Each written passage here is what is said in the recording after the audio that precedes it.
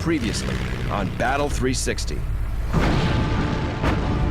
The last great carrier battle ended in disaster for the Japanese. But the enemy is still formidable and still has a trick up his sleeve. The imposing Japanese surface fleet is steaming headlong toward American forces in Leyte Gulf.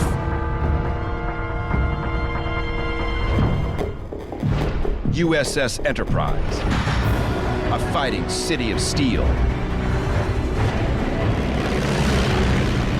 She is the most revered and decorated ship of World War II.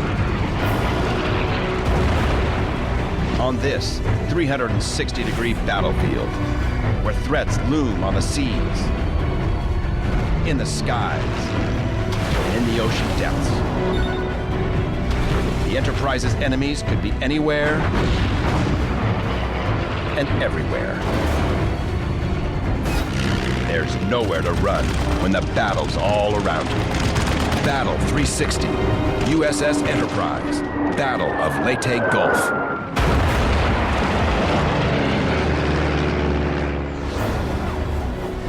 This series is brought to you with limited commercials by the men and women of Enterprise Rent-A-Car. Daybreak, October 24th, 1944. Philippine Sea.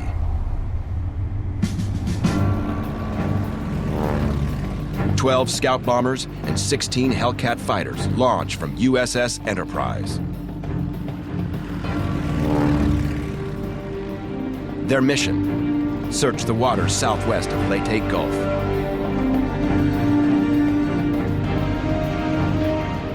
Word has it the Japanese warships are headed for American forces landing on Leyte Island.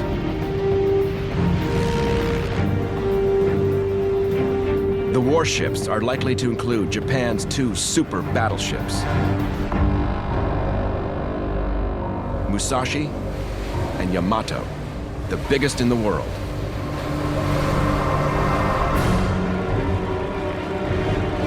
And Enterprise bombers are hoping to destroy them. The bomber pilots are also eager to finally kill the last enemy carrier to take part in the Pearl Harbor attack. The Zuikaku, sister ship Shokaku, recently met her fate at the Battle of the Philippine Sea.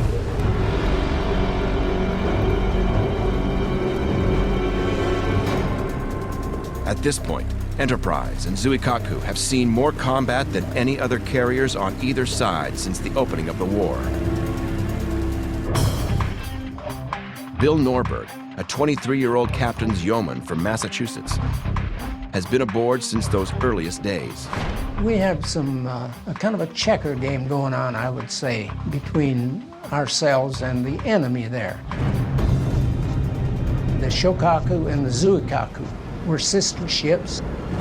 We in the Yorktown and we in the Hornet were sister ships. And so many times we met during the war. Now, at 8 a.m., as Enterprise flyers reach the Sulu Sea, they scan the ocean surface meticulously for enemy vessels. Just over an hour later, 15,000 feet below them, the American search group spots what it's been looking for: a Japanese naval task force. No aircraft carriers or super battleships are present, but the task force does include 2 standard-sized battleships and a heavy cruiser. They are picketed by 4 small destroyers, and they're burning north at 15 knots. There can only be one destination for these ships. They're headed toward the beaches of Leyte to kill Americans. Time to make some war. The Enterprise aircraft immediately line up to dive on the Japanese vessels. So the plan here is for the dive bombers to get into a position where they can hit these battleships. The Japanese battleships are the main targets. Meanwhile, the fighter escorts are going to swoop down and strafe these destroyers and cruisers that are escorting these battleships. That way, the cruisers and destroyers will have their fire divided. They won't be able to take on the attacking bombers quite so well. They'll be distracted by the fighter planes. The fighters nose toward the water first, slamming their throttles forward. A sheet of murderous flak, anti-aircraft fire, quickly rises to meet them. These planes encounter very interesting flak coming up from the Japanese fleet. Each ship is firing a different color. So when these flak bursts go off, you have blues and yellows and whites and reds. It's a very interesting scene. The shells from each enemy ship are marked with a different color dye, so the fire from one ship can be distinguished from the fire of another.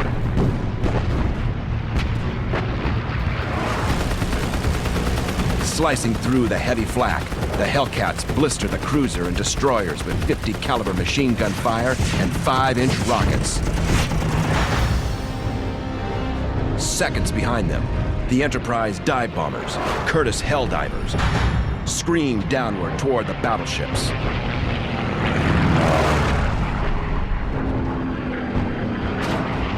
At 2,000 feet, the Helldivers release their 500-pound bombs. They pull out of their dives just above the water and maneuver to avoid the rainbow-colored flak as they make their getaway. Arthur Kropp is a 19-year-old from Michigan. Would go right down treetop level or as low as we could. Reason for this being anti-aircraft fire would be diminished quickly because you're out of range quicker. Smoke and fire on the decks of the battleships point to the bombers' success. There are several near misses, but at least 3 of the bombs do make direct hits. So this battle does get some pretty damaging hits on this Japanese force. Even so, neither battleship is out of the action, but the injuries will slow them down. But for Commander Fred Bakatis, leader of the Enterprise Hellcats, this has been a battle-ending encounter. Shortly after the attack, he radios that he's losing oil and that he's ditching. Bakatis faces almost certain death. If the impact of the landing doesn't kill him, he'll be stranded, alone in enemy waters and more than 100 miles from land. His comrades are also still at great risk. While they think they've struck a major blow to the enemy attack force, they don't know that a few hundred miles north, a much larger Japanese force that includes the world's biggest battleships is steaming toward the American landing troops at Leyte. And the Japanese have a trick up their sleeve. A deception to lure USS Enterprise and the other big US carriers away from the battle area.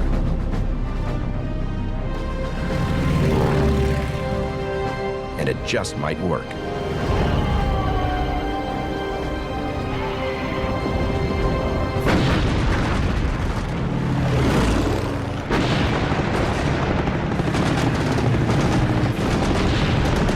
By October 1944, the American and Japanese aircraft carrier forces have been slugging it out for 3 years.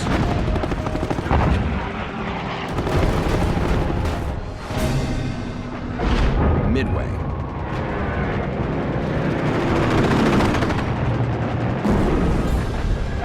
Eastern Solomons,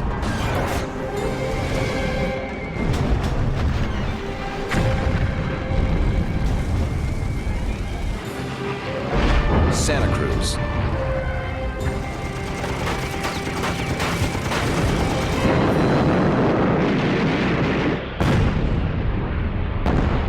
and now, following the recent clash over the Philippine Sea, in which 400 planes were lost, the enemy's carrier force is a shadow of its former self.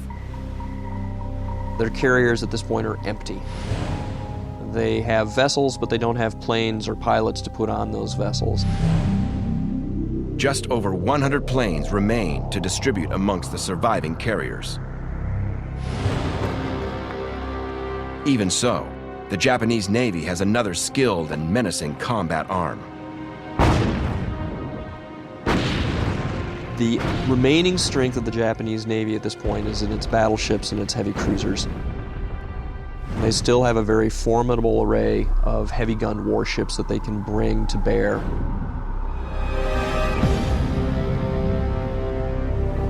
Among the warships are Japan's 2 super battleships. The monsters Musashi and Yamato. The biggest battleships ever built. They were massive battleships. 863 feet long, 172-foot beam, weighing 72,000 tons. The Yamato and the Musashi both had a main battery of 9 460-millimeter guns. That's 18.1 inches. The largest naval guns used in combat. They're extremely heavily armored, yet relatively fast, very powerful, graceful warships. And they're able to sustain a level of punishment that was considered inconceivable even at the beginning of the war. Japanese admirals must now rely on these large surface warships to stop the American advance through the Pacific. They believe the best way to do it is to disrupt the American beach landings. It's recognized at this point in the war that it's important to hit the American invasion forces. So the point of attack for the Japanese battleships for the first time is not their American opposite numbers, but is rather the beachhead itself and the transports and the logistical apparatus that are supporting this invasion. On the opposite side of the equation, the American carrier forces are holding their own, so far. They still have plenty of carriers and aircraft. U.S. admirals also have battleships and cruisers at their disposal. They feel they have enough strength at this point in the war to finally target the Philippines.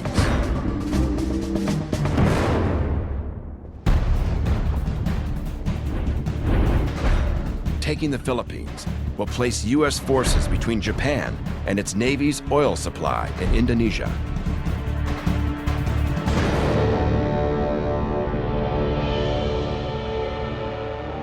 But any attempted landing in the Philippines will be hotly contested. Japanese occupiers will defend this crucial ground to the death.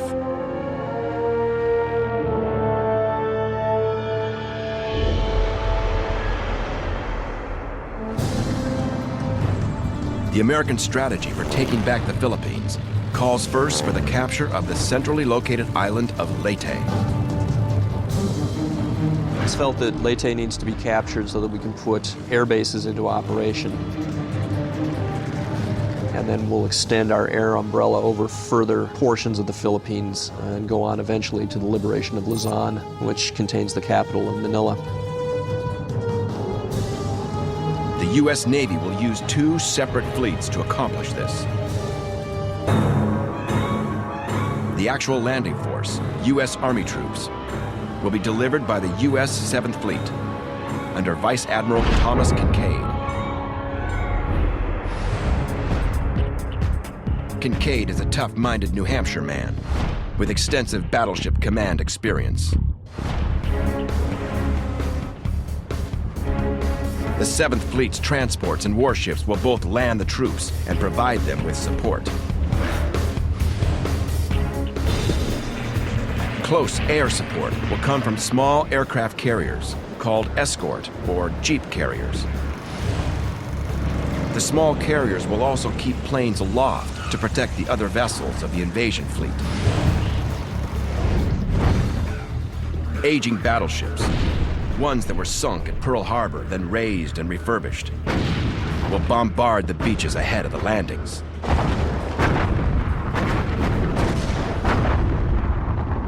The other fleet in this operation is the U.S. Third Fleet under the command of William F. Halsey.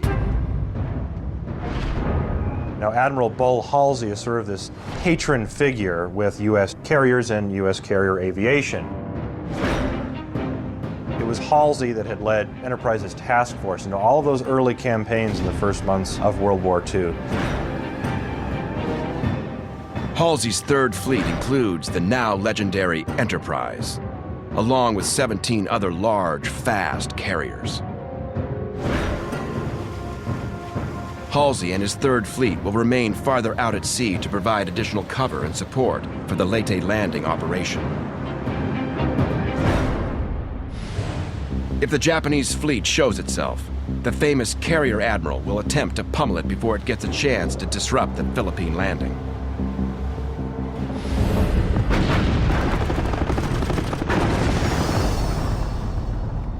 But the Japanese have devised a strategy for countering Halsey's presence.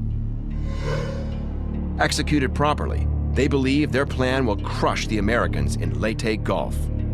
In the wake of their massive defeat in the Marianas Campaign, in the battle known as the Turkey Shoot, the Japanese fleet is, well, they're spread out. The main carrier fleet is refurbishing back in the home islands. They need new planes. They have lost hundreds of naval aviators and warplanes in the battle that summer. So the carriers, the fleet carriers, are back in the home islands. And the battleships and cruisers in the remainder of the surface fleet are hundreds of miles to the south. A number of their warships are at this point sequestered in places near Singapore because there's oil there, and they need oil to operate. But Japanese admirals plan to use these circumstances to their advantage. While their empty carrier force can't accomplish much as a fighting entity, it has great potential as a distraction. The Japanese will use the carrier force as a decoy.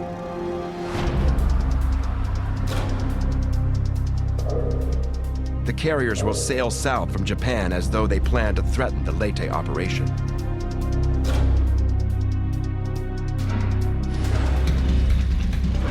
The hope is that Admiral Halsey, always eager to sink Japanese carriers, will steam north to intercept them, pulling America's big carriers out of the primary battle area.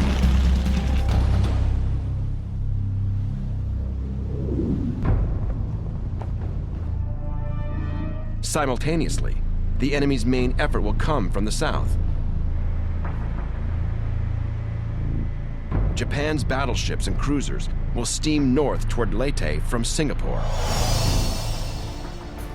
The warships will split into two groups, one force sailing through the Sulu Sea and Surigao Strait and approaching Leyte Gulf from the south.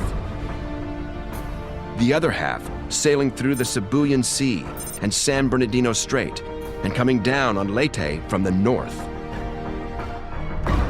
They have a southern and a northern pincer composed of battleships and cruisers that will hopefully meet up off of the island of Leyte and there crush the invasion convoys. When Japanese and American forces collide, the numbers of ships involved and the hundreds of miles separating major battle areas will distinguish the struggle for Leyte Gulf as the largest naval battle in the history of mankind.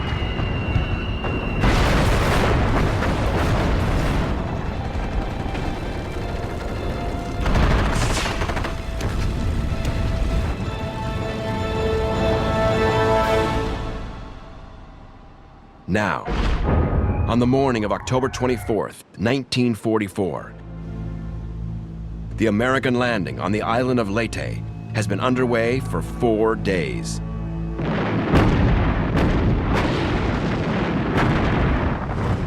Resistance from Japanese ground forces on Leyte has been minimal, due in large part to bombardment by 7th Fleet battleships.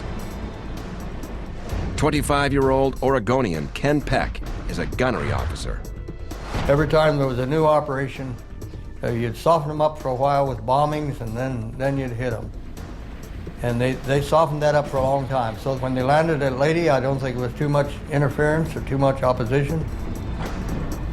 Japanese naval forces are rushing toward Leyte to stop them.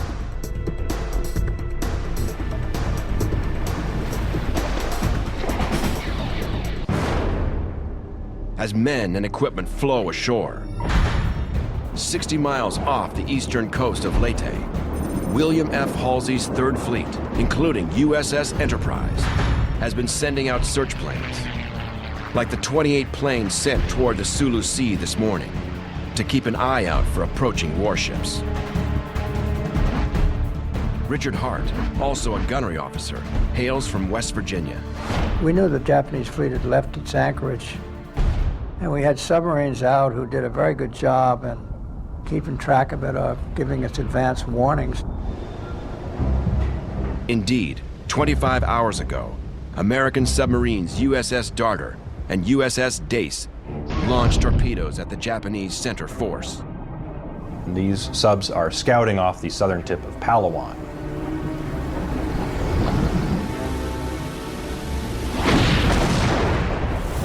And they managed to actually hit and sink 2 heavy cruisers.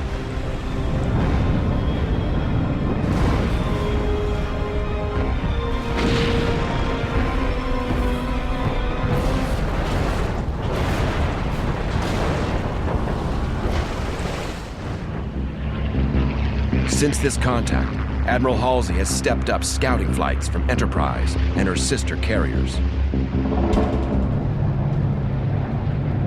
The flight that headed south of Enterprise this morning, led by Commanders Emmett Riera and Fred Bakatus, discovered the Japanese Southern Force, one half of the intended pincer action against Leyte. The Southern Force is under the command of Vice Admiral Shoji Nishimura. 55-year-old Nishimura ably commanded the 7th Cruiser Division in the Guadalcanal campaign, bombarding Henderson Field and inflicting heavy damage.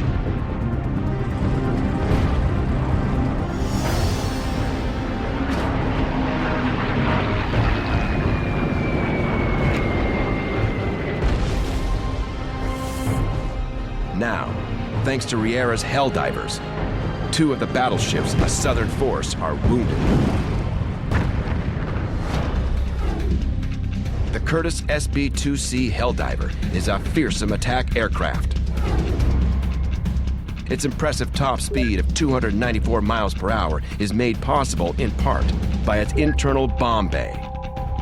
Carrying large bombs internally prevents wind drag. The bomber is armed with 2 20mm wing-mounted cannons and 2 30-caliber machine guns in the rear cockpit. And while the hits Riera's Helldivers have scored on the Southern Force battleships have resulted in fires, the flames are quickly extinguished, and neither warship is out of the action. The Hellcat fighters have made rocket hits on the cruiser and the destroyers, but damage is minimal, and those vessels also remain on course.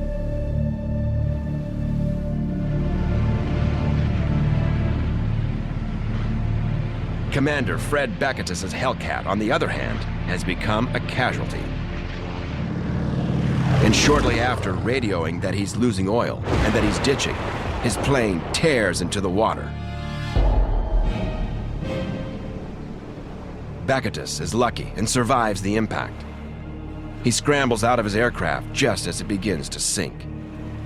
Bakatus is able to survive his water landing. He's able to deploy his tiny life raft. More importantly, his friend, Emmett Riera, who is in command of the Helldivers, is able to get into a position where he can drop Bakatus a larger life raft. Commander Riera carefully plots Bakatus's position before leading the Enterprise planes back to the mothership. Meanwhile, 300 miles northwest, in the Sibuyan Sea, the Japanese center force is also steaming toward Leyte. This force comprises 5 battleships, 7 heavy cruisers, 1 light cruiser, and 13 destroyers. And it's with this attack fleet that the monster battleships Yamato and Musashi are present.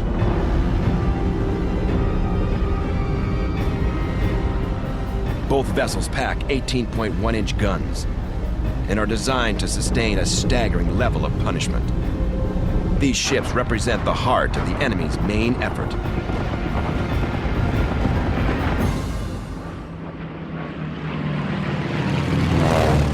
Spotted by scout planes earlier. Now, at 10:30 a.m., the center force comes under attack from American bombers. They are aircraft from 2 other carriers in Admiral Halsey's task force. USS Intrepid and USS Cabot.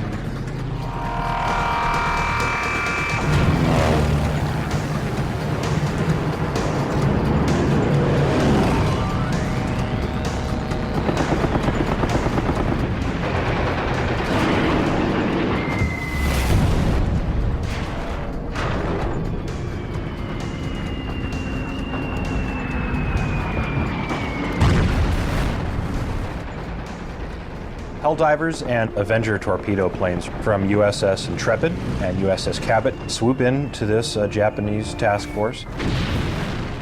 They score hits on a cruiser and 3 battleships, including the mega battleships Yamato and Musashi. The monster warships absorb the hits in stride and maintain speed.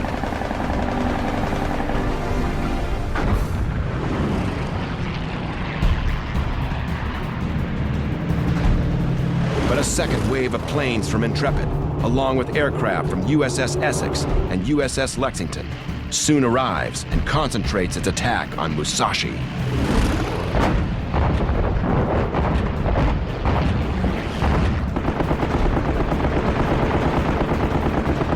The gutsy pilots brave a sky torn with flak.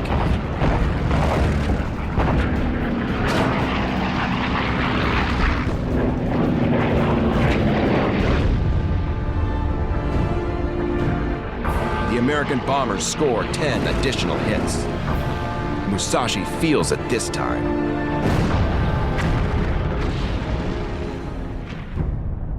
They get bomb hits and torpedo hits on the Musashi that weaken it and slow it down. When the smoke clears, Musashi is listing to port and struggling to make 15 knots.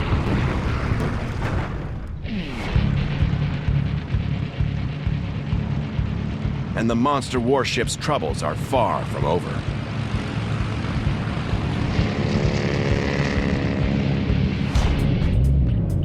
A few hours later, in mid-afternoon, USS Enterprise pilots get a crack at her. A wave of bombers from both Enterprise and USS Franklin buzzes in, determined to put Musashi beneath the waves. As our dive bomber and torpedo bomber pilots came in, they could see the fattest target they had ever seen, and they wanted to take her down.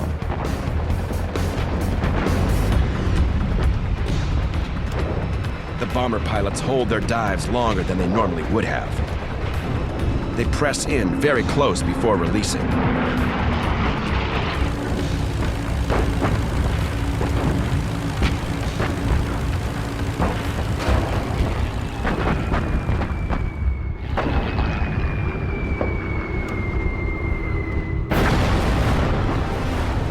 The tactic is successful.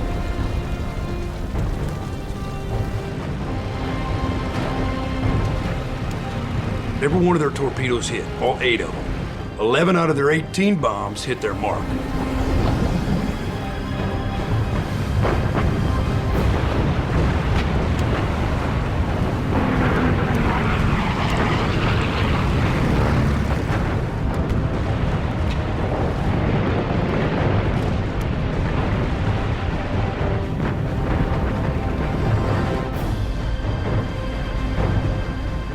Both squadrons turn and pull away.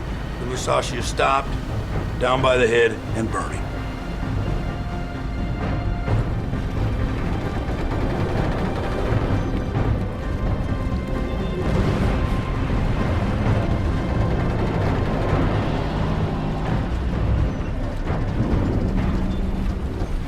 So the Enterprise Air Group participates in the final destruction of one of the two most powerful battleships in the entire world.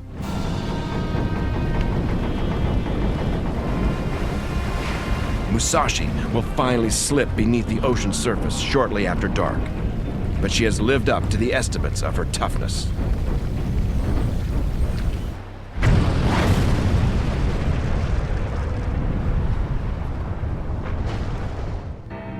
The Americans were absolutely astounded at the amount of damage that she took before she finally rolled over and sank.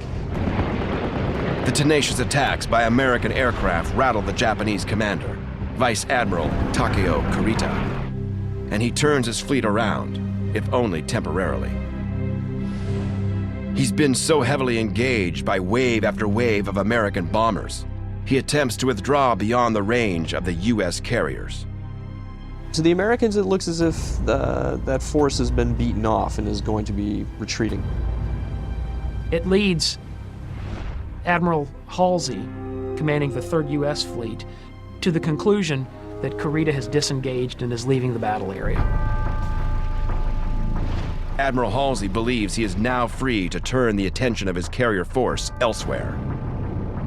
But the Admiral's shift of focus is premature. During the later afternoon, Admiral Kurita then brings his forces about again, and under cover of darkness, brings those forces through the San Bernardino Strait. But well before the center force reverses course for the second time, scout planes notify Admiral Halsey that Japanese aircraft carriers are approaching from the north. They're headed south toward the Philippines from mainland Japan. The Admiral doesn't know the enemy carriers represent, literally, an empty threat. He doesn't know they're acting as a decoy, meant to pull him away from the main fight. Admiral William Halsey, whose personal motto is hit hard, hit fast, hit often, takes the bait. Marine anti-aircraft gunner Jack Maroney is a 20-year-old from Texas. And of course, it was a poorly kept secret that Halsey would like to eliminate every Japanese carrier and he possibly could. And so that makes sense, but he headed north trying to eliminate the Jap fleet. 21-year-old fellow crewman Pedro Sandoval also hails from Texas. We made a big mistake then because we left the other ships unprotected. Halsey's action leaves the San Bernardino Strait, the path the Japanese center force will eventually take to Leyte Gulf, unguarded. It could mean the destruction of the entire 7th Fleet. But since the Admiral believes the center force is retreating and that the carriers represent the main threat, he's comfortable with the decision. October 24th, 1944, 10:30 p.m. The Japanese Southern Force, the force attacked by Enterprise planes early this morning, has now churned its way out of the Sulu Sea and into Surigao Strait. Surigao Strait empties into the southern end of Leyte Gulf. But fortunately for American landing forces, this avenue of potential attack is covered. Just beyond the mouth of the strait, under the steady command of Rear Admiral Jesse Oldendorf, are 6 American battleships and 8 Allied cruisers. So these battleships under Oldendorf's command are not necessarily state-of-the-art. Compared to the new Iowa-class battleships which are now fighting in the Pacific, these are battleships that were sunk or damaged at Pearl Harbor, the Maryland, the California. And fittingly, these ships that the Japanese had tried to put under at Pearl Harbor are now back to fight at Leyte and return the favor. The refurbished warships are here to both provide beach bombardment for the Leyte Landing Force, the U.S. 6th Army, and to protect the landing force against naval attack from the south. An attack of the type the Japanese Southern Force hopes to bring in just a matter of hours. But they must first get past Jesse Oldendorf's battleships. And Oldendorf knows they're coming. The Admiral gets an early warning of the enemy's approach from PT boats he's sent deep into the strait for this purpose. When word of the oncoming Japanese vessels reaches him, Ollendorf immediately deploys his big warships for an epic fight. So Ollendorf arrays his battleships into a battle line, and he is going to execute a very classic maneuver called crossing the T. The column of enemy ships are going to be intersected by his warships. This way, all of the battleships under Ollendorf's command will be able to fire full broadsides and concentrate their fire on this single column of ships. It's an ideal defensive position. At 3:51 a.m., radar-controlled guns on the American battleships open fire.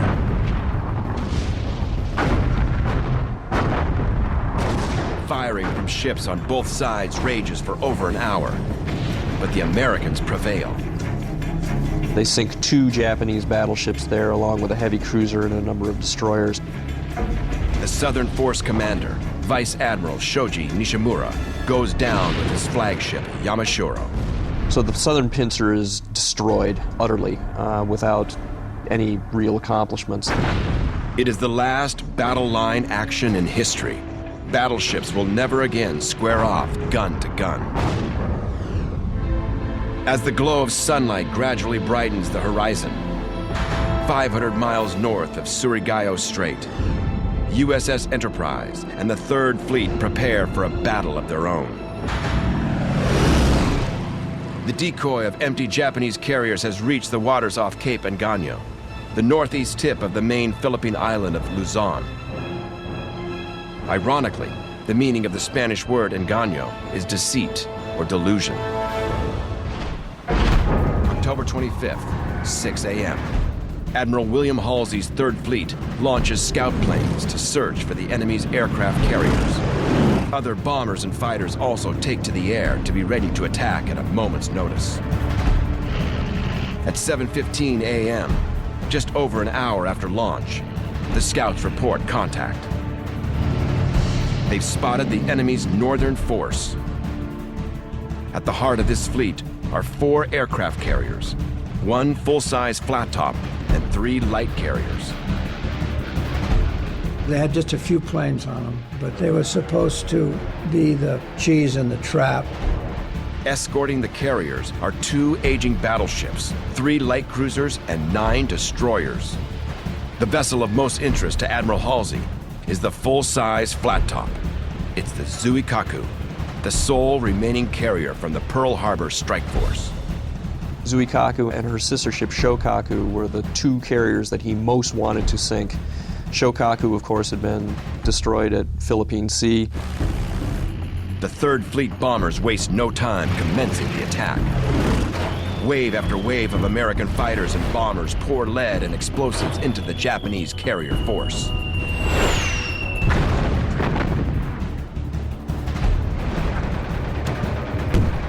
Zuikaku comes under attack by bombers from USS Lexington, Essex, and Langley.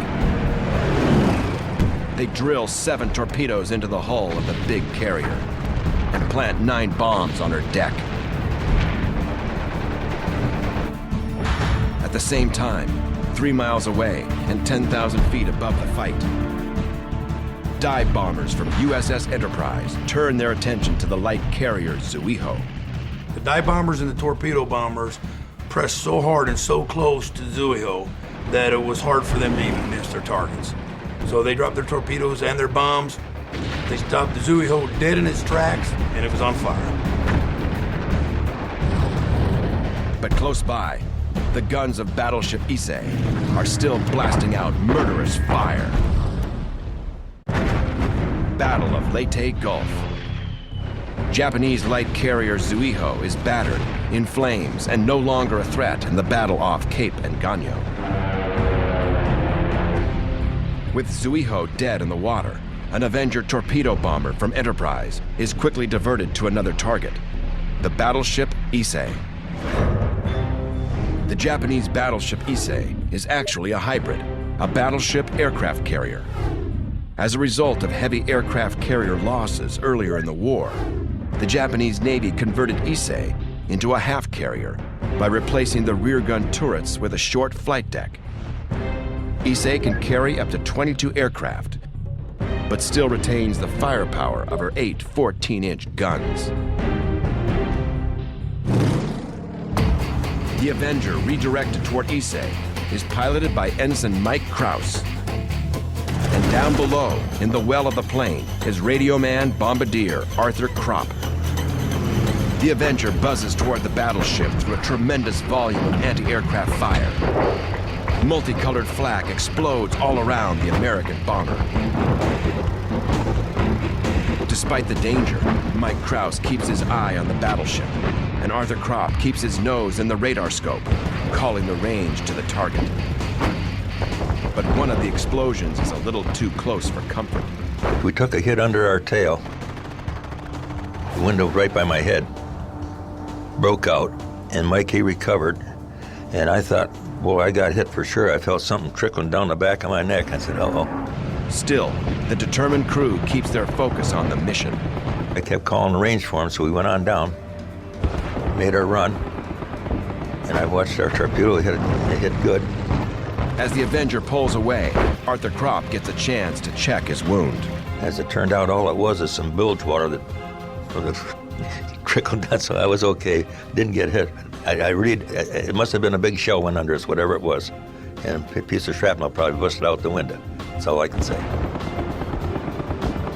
The Avenger's route out of the battle area takes it over the sinking aircraft carrier Zuikaku. The carrier's deck is filled with Japanese sailors. Mike slowed down, almost stall speed, went right over the top of that carrier. And the Japanese were shaking their swords at us and their fists and that. And for whatever reason, I don't know, I just gave them the finger as I went by. The Zuikaku has been responsible for the deaths of many Americans, and U.S. bomber crews in the battle off Cape Engano are ecstatic to finally see it listing, minutes away from disappearing beneath the waves. The original Pearl Harbor strike force has now been utterly destroyed, and Pearl Harbor has been avenged. But the satisfaction of seeing Zuikaku meet its end is suddenly tempered by word of a potential calamity back in Leyte Gulf. We're mixing it up with the carriers, and we suddenly heard that the center group had turned around and come back. While William Halsey's Third Fleet has been pummeling the Japanese carriers off Cape Engano,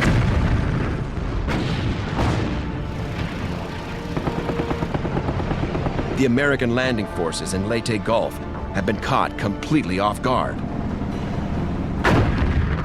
Vice Admiral Takeo Kurita's center force, the force Halsey thought was retreating, in fact turned around, sailed all night through the San Bernardino Strait, entered the Philippine Sea, and steamed south toward Leyte Gulf early this morning. With Halsey's Third Fleet well north sinking carriers, Kurita reached the Gulf unopposed and is now bearing down on the American landing forces. There are no American battleships in this part of the Gulf. The only American vessels present are several small escort or jeep carriers, along with the destroyers that escort them. Displacing 7,800 tons, a typical escort carrier is 512 feet in length and 65 feet in width. With a speed of 19 knots, the vessel can transport up to 28 aircraft. Crew size is typically 860 men, and most escort carriers defend themselves against air attack with 5-inch guns. When the sun rises, the American jeep carriers begin their morning routine of getting aircraft ready to go for support runs for the American troops, and are surprised and horrified to see a large force of Japanese warships appear on the horizon and begin to close with them rapidly. 20 miles northwest, Avenger pilot Ensign Bill Brooks reports that the enemy is a mere 10 miles north of the American landing force. Their commander says there's no way that they're here. And Ensign Brooks says, oh, yes it is. I can see the meatballs on the flags. 7th Fleet's battleships are too far south to lend immediate aid, and the destroyers and carriers simply don't have adequate firepower. They are hopelessly outgunned. There's no weapon larger than a 5-inch gun on any of the American ships in the area. And on the Japanese side, you have battleship Yamato, which is armed with 18.1-inch guns, the largest naval rifles ever installed afloat. They have a second battleship. They have numerous heavy cruisers. This is a mismatch of mythic proportions. But the commander of one of the small destroyers chooses to stand and make the best showing he can, despite the odds. Lieutenant Commander Ernest E. Evans, commanding the destroyer USS Johnston, determines to charge the enemy. He had two choices. He could flight or fight.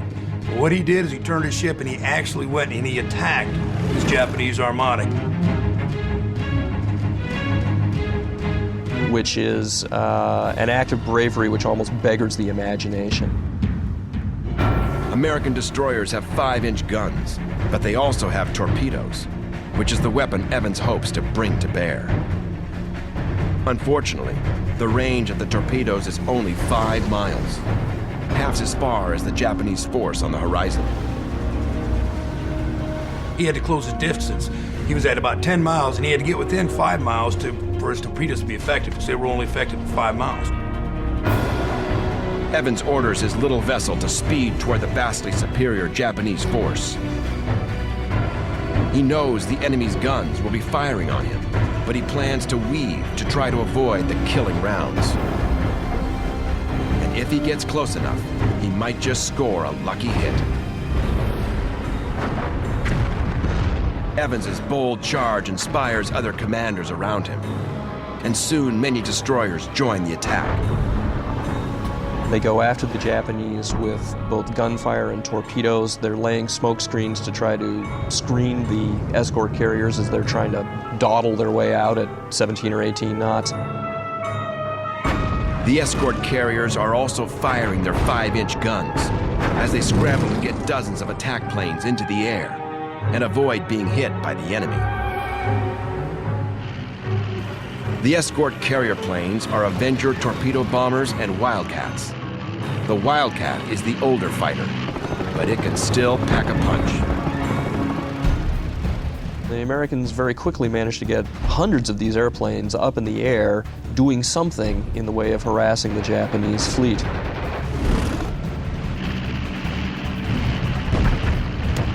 Out in front of the American attack vessels, Lieutenant Commander Evans plows forward trying to get within torpedo range. He was firing his little 5-inch guns, and they were basically just bouncing off the sides of these big, huge ships that the Japanese had. But he was aiming for the bridge, and he was aiming for the decks and so forth. Finally in range, Evans unleashes a torpedo at the Japanese heavy cruiser Kumano. The torpedo courses through the sea, and minutes later,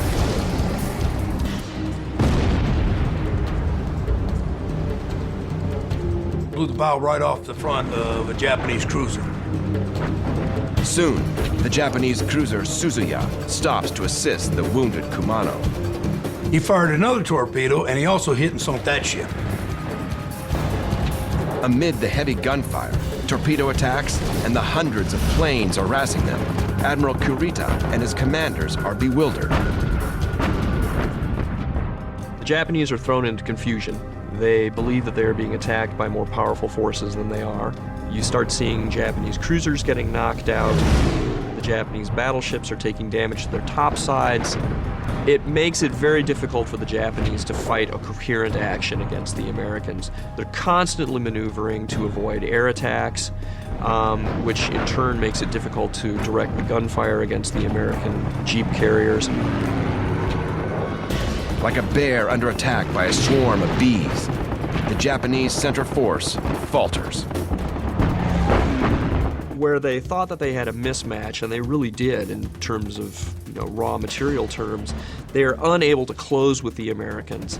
They're increasingly harassed by American air power. And eventually, the Japanese admiral decides that he's had enough and he leaves. They said, the hell with this. They turned around and they hightailed it out of there. They could have sunk every ship that was there, but somehow the admiral there gave orders Turn around, they headed for home. Which is a stunning reversal, and from the Americans' perspective, a sudden deliverance that they had not expected that they were going to receive.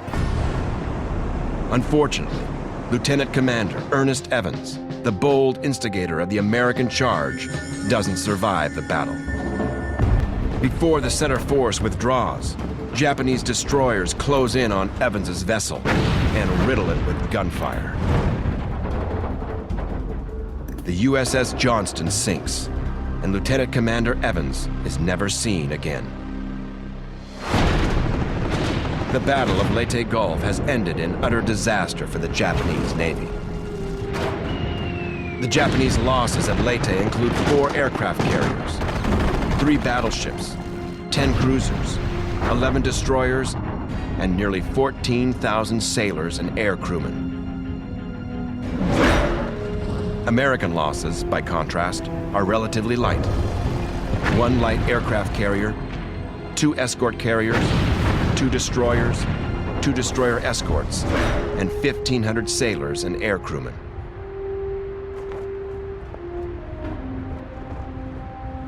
This really marks the final demise of the Japanese Navy, and they'll never really be able to do anything of a concerted nature to repel any further attacks by the U.S. Navy at this point. It really is the end of an era.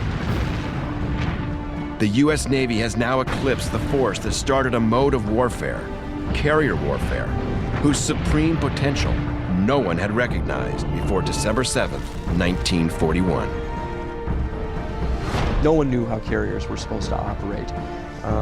Pearl Harbor really was the initial battle that sort of announced the beginning of the carrier age warfare. Leyte is the battle that announces that there's only one Navy in the world that is really capable of doing that sort of warfare, and it's the U.S. Navy. The Battle of Leyte Gulf has another preeminent distinction. It is the largest naval confrontation in the history of mankind. A naval battle beyond comprehension in terms of its overall scale and size. And right there in the middle of it is the aircraft carrier USS Enterprise. That ship, which early in the war was there to hold the line against the Japanese. The same ship that, for a while, was the only aircraft carrier we had in the Pacific. USS Enterprise is the only American carrier to have engaged all 3 of the Japanese attack forces. And for one Enterprise pilot, the struggle at Leyte lasts a few days longer than it does for his fellow flyers. Commander Fred Backetus, the Enterprise Hellcat pilot shot down in the Sulu Sea on the morning of the 24th, remains adrift for 6 more days. In the middle of the night, Backetus is asleep. He wakes up to the sound of diesel engines. It's a very chilling experience. Could be the Japanese fleet, could be an enemy picket boat or a Japanese destroyer. In a moment, he could be taken aboard, taken prisoner. Turns out, it's the USS Hardhead. It's an American submarine, and it's come to his rescue. USS Hardhead later transfers Backetus to another sub headed for Perth, Australia. From there, Backetus flies back to Pearl Harbor and eventually rejoins his squadron. The Navy needs fighter pilots like Backetus. The war is drawing to a close. And with the loss of their carrier forces, the Japanese must now resort to launching suicide attacks from land bases. The kamikaze will present the gravest threat to the U.S. Navy of the entire war. And for USS Enterprise, the kamikaze, the divine wind, will mean catastrophe.